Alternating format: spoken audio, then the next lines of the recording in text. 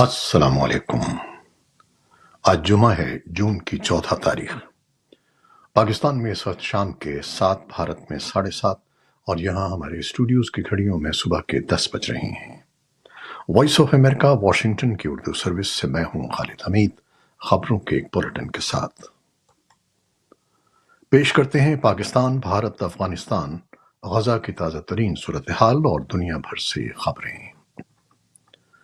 پاکستان کے دفتر خارجہ نے کہا ہے کہ سوئٹزرلینڈ نے 15 اور 16 جون کو ہونے والے یوکرین امن اجلاس کے لیے شرکت کا دعوت نامہ بھیجا ہے، لیکن پاکستان اس کانفرنس میں شرکت نہیں کر رہا۔ شیڈولنگ چیلنجز سمیت کئی عوامل کی وجہ سے پاکستان اس کانفرنس میں شریک نہیں ہو رہا۔ دفتر خارجہ کی ترجمان ممتاز زہرا بلوچ نے ہفتہ وار میڈیا بریفنگ میں بتایا ہے کہ روس کی یوکرین جنگ میں پاکستان اقوام متحدہ اور UNSC سمیت مختلف بین الاقوامی پلیٹ فارمز پر غیر جانبدار رہتا ہے۔ صدر جو بائیڈن اور ولادیمیر زیلنسکی نے واشنگٹن اور کیف کے درمیان سیکیورٹی کے ایک 10 سالہ معاہدے پر جمعرات کو دستخط کیے۔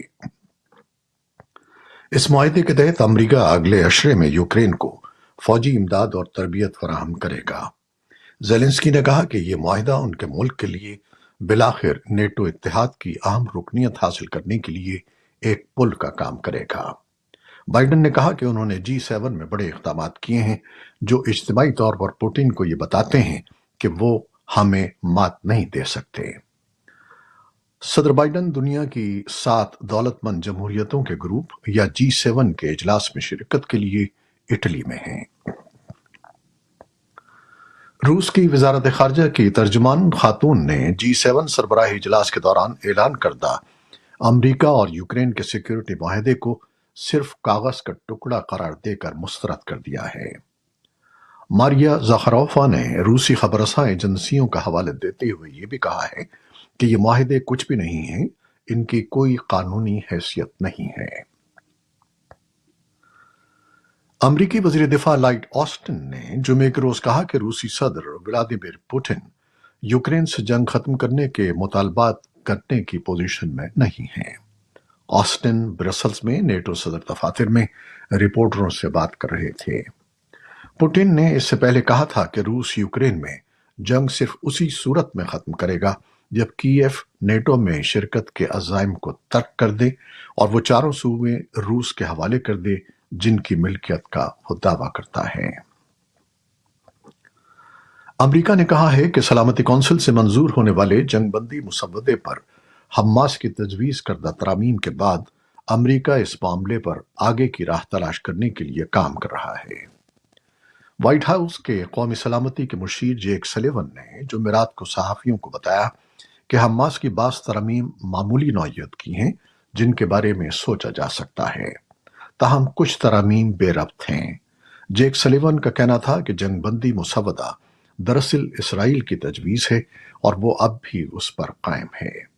جیک سلیون نے خبردار کیا کہ مصر اور قطر کے ساتھ بالواسطہ مذاکرات کی نوعیت ایسی ہے کہ پیش رفت میں وقت لگ سکتا ہے۔ دریں اثنا ترکیہ کے صدر رجب طیب اردوان نے سلامتی کونسل پر زور دیا ہے کہ اسرائیل کو جنگ بندی پر مجبور کرے۔ دوسری جانب امریکہ کے صدر جو بائیڈن کا گروپ 7 اجلاس کے موقع پر کہنا تھا کہ غزہ میں جنگ بندی اور یرغمالیوں کی رہائی کی راہ میں حماس رکاوٹ ہے۔ گروپ آف 7 کے رہنماؤں نے جمعے کے روز ایران کو خبردار کیا ہے کہ وہ اپنے جوہری افزودگی کے پروگرام میں پیش رفت روک دے۔ انہوں نے کہا کہ اگر تہران بیلسٹک میزائل روس کو منتقل کرتا ہے تو اسے نئی پابندیوں کا سامنا کرنے کے لیے تیار رہنا چاہیے۔ خبر رساں ادارے رائٹرز نے جو بیان دیکھا ہے اس میں تہران پر زور دیا گیا ہے کہ وہ یورینیم افزودگی کی جاری سرگرمیوں کو روک دے کیونکہ سویلین مقاصد کے لیے ان کا کوئی قابل اعتبار جواز نہیں ہے۔ اس سے پہلے اقوام متحدہ کے جوہری ادارے کی ایک رپورٹ میں کہا گیا تھا کہ ایران نے اپنی فردا سائٹ پر تیزی سے یورینیم افزودہ کرنے والے اضافی سینٹریفیوجز نصب کر دیے ہیں۔ کرغزستان نے جمعے کو کہا کہ اس نے داعش گروپ کے مشتبہ 15 حامیوں کو گرفتار کیا ہے۔ ماسکو میں مارچ میں ہونے والے حملے کے بعد جس کی ذمہ داری جہادی گروپ نے قبول کی تھی، داعش کی موجودگی سے وسطی ایشیائی ممالک میں تشویش کی لہر دوڑ گئی ہے۔ سیکیورٹی سروس کا کہنا ہے کہ دارالحکومت بشکیک اور ملک بھر میں مجموعی طور پر 15 افراد کو گرفتار کیا گیا ہے۔ انہوں نے مزید کہا کہ گروپ کے رہنماؤں میں سے ایک کا تعلق افغانستان میں داعش خراسان گروپ سے ہے۔ داعش کی خراسان شاخ کو اقوام متحدہ نے افغانستان اور وسطی ایشیا میں سب سے بڑا دہشت گرد خطرہ قرار دیا ہے اور یہ وسطی ایشیا کے ممالک کے لیے اہم سیکیورٹی چیلنج ہے۔ Human rights commission of Pakistan نے انسانی حقوق کی حالت پر اپنی سالانہ رپورٹ میں ملک میں بالعموم اور سندھ میں بالخصوص امن و امان کی خراب صورتحال پر تشویش کا اظہار کیا ہے۔ کمیشن کے مطابق ملک بھر کی طرح سندھ کے مختلف اضلاع سے ایک سال میں مزید 175 شہریوں کو جبری اغوا کیا گیا۔ رپورٹ میں کہا گیا ہے کہ سندھ میں کمزور معاشرتی پس منظر رکھنے والے گروہوں کے حقوق کو بھی دھچکا لگا ہے۔ تاہم دوسری جانب HRCP نے لوکل گورنمنٹ ایکٹ میں بعض ترامیم اور صوبے کی ہر یونین کونسلیں میں خواجہ سراؤں کو نمائندگی دینے کا خیر مقدم کیا ہے۔ رپورٹ پر تبصرہ کرتے ہوئے وزیر اطلاعات شرجیل انعام میمن نے کہا کہ سندھ حکومت جرائم کی روک تھام کے لیے تمام تر کوششیں کر رہی ہے اور صوبے میں امن و امان کی صورتحال میں خاصی بہتری دیکھی گئی ہے۔ پاکستانی حکام نے پاکستان اور افغانستان کے درمیان قلعہ سیف اللہ میں بادینی کراسنگ پوائنٹ کو کھولنے کا فیصلہ کیا ہے۔ ویزا رجیم کے نفاذ پر تاجروں کے احتجاج کے باعث چمن سے دونوں ممالک کے تاجروں کی آمد و رفت معطل ہے۔ بادینی سرحد کے قریب رہنے والے قبائلی رہنماؤں نے حکومت کے اس فیصلے کا خیر مقدم کیا ہے۔ افغانستان سے ملحقہ پاکستان کے قبائلی ضلع کرم میں دہشت گردی اور بدامنی کے واقعات کی روک تھام میں سیکیورٹی اداروں اور انتظامی عہدیداروں کی ناکامی کے رد عمل میں قبائلی رہنماؤں نے احتجاج شروع کرنے کا اعلان کیا ہے۔ احتجاج کے پہلے مرحلے میں ضلعی مرکزی شہر پارا چنار میں ہفتے کے روز سے ایک پرامن مارچ کیا جائے گا، جبکہ عید الاضحیٰ کے بعد طویل دورانیے کے احتجاجی پروگرام پر حتمی طور پر عمل درآمد کیا جائے گا۔ پاکستان، بھارت، بنگلہ دیش، انڈونیشیا اور ترکیہ سمیت متعدد مسلمان آبادی والے ممالک میں عید الاضحیٰ کی تیاریاں زور و شور سے جاری ہیں۔ عید الاضحیٰ کے سلسلے میں لگائی جانے والی مویشی منڈیوں میں شہریوں کا رش ہے، جہاں جانوروں کی خریداری جاری ہے۔ بعض ممالک میں عید الاضحیٰ 16 جون جبکہ پاکستان میں عید 17 جون کو منائی جائے گی۔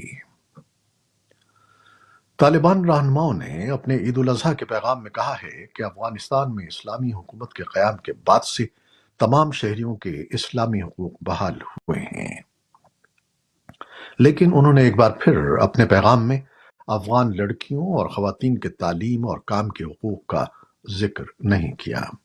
انہوں نے کہا کہ طالبان دنیا بالخصوص اسلامی ممالک کے ساتھ اچھے تعلقات چاہتے ہیں اور اس سلسلے میں وہ اپنا کردار ادا کر رہے ہیں۔